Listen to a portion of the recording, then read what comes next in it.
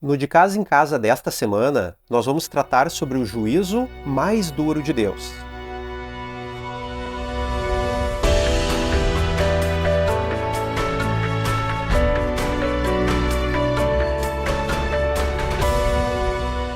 O versículo 24 do primeiro capítulo de Romanos, ele começa com por isso.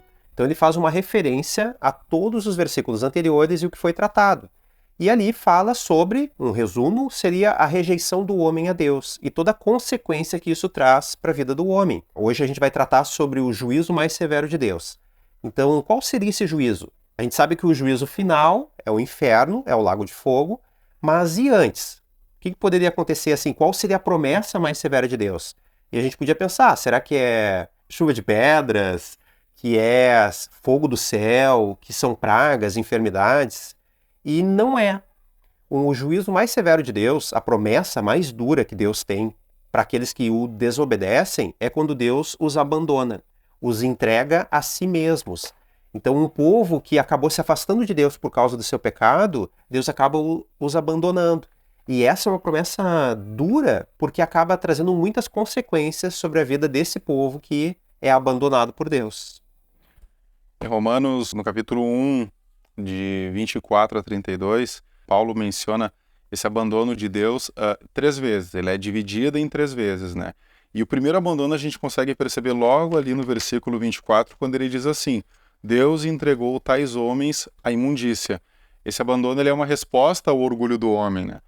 O Senhor ele já tinha trazido lá no passado, né? Quando a gente lê ali em Levíticos, no capítulo 18, de 19 a 30, a gente percebe que Deus já havia trazido para o povo, né, a forma como deveria ser vivida, né, e as abominações que estavam inseridas naquilo que Deus reprova, né?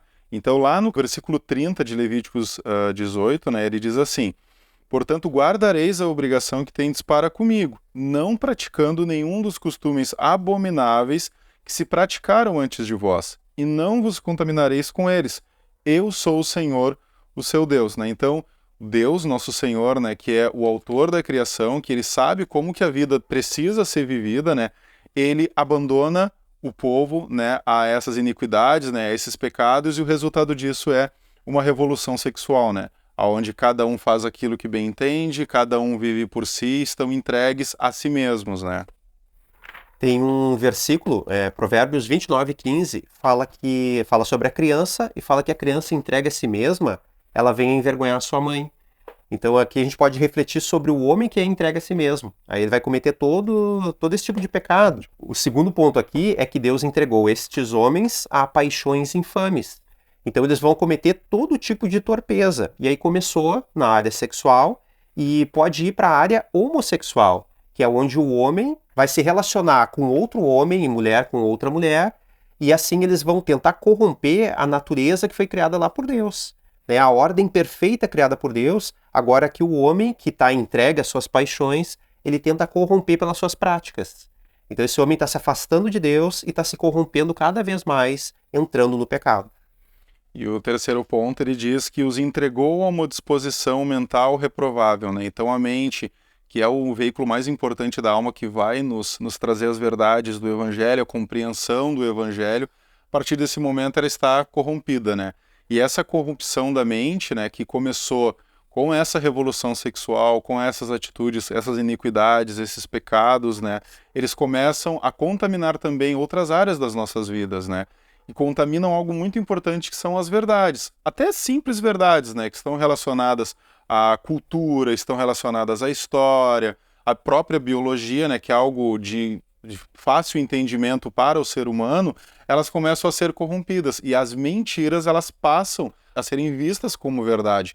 O resultado disso nada mais é que a destruição das próprias famílias, a destruição da própria pessoa, da alma, a desobediência dos filhos, uma série de pecados que iniciam de uma raiz que veio, né, de pessoas que foram entregues a si mesmos e que as suas mentes elas acabaram sendo poluídas, corrompidas e permaneceram nessa corrupção. O final desse capítulo ele é muito triste, assim, porque ele fala de todo esse pecado, né? Então fala ali de homens cheios de perversidade, avareza, maldade, cheios de inveja, homicídio. Fala de desobediência aos pais, homens insolentes, homens que não levam Deus a sério. Então a gente vê que é uma corrupção que o homem está se envolvendo cada vez mais. Então eu estava pensando assim sobre a diferença que é quando nós nos achegamos a Deus. A palavra fala que quando nós o contemplamos como por um espelho, nós somos transformados e vamos ficando cada vez mais parecidos com Ele. O contrário acontece quando eu me afasto de Deus. E principalmente quando ocorre isso aqui, esse juízo que Deus me separa, né? Deus se afasta, me entrega ao meu próprio coração. E aí o homem ele se corrompe de uma maneira terrível. E ele vai cometer toda essa lista aqui de pecados que nós temos. Mas nós temos uma esperança de que o Senhor, ele mesmo assim mantém o seu povo aqui na terra. Ele não tirou aqueles que creem nele e levou para outro lugar. Não, ele mantém o testemunho vivo aqui na terra. Então essas pessoas que tiveram suas mentes corrompidas, suas vidas destruídas pelo pecado, eles podem ver o testemunho vivo ainda do Senhor aqui, de pessoas que estavam nas trevas e que foram salvas pelo Senhor. Então eles podem continuar vendo isso, eles podem ainda até o dia do juízo final, eles têm essa oportunidade de arrependimento. Então nosso Deus é tremendo nisso. Ele quer salvar todos, ele quer que a sua palavra alcance todos. E ele sabe o poder que tem a sua palavra. Se a gente falou de tantos pecados terríveis, grotescos, a palavra do Senhor é poderosa para acabar com esses pecados e para transformar essas vidas. Né? Jesus morreu por cada um desses pecados.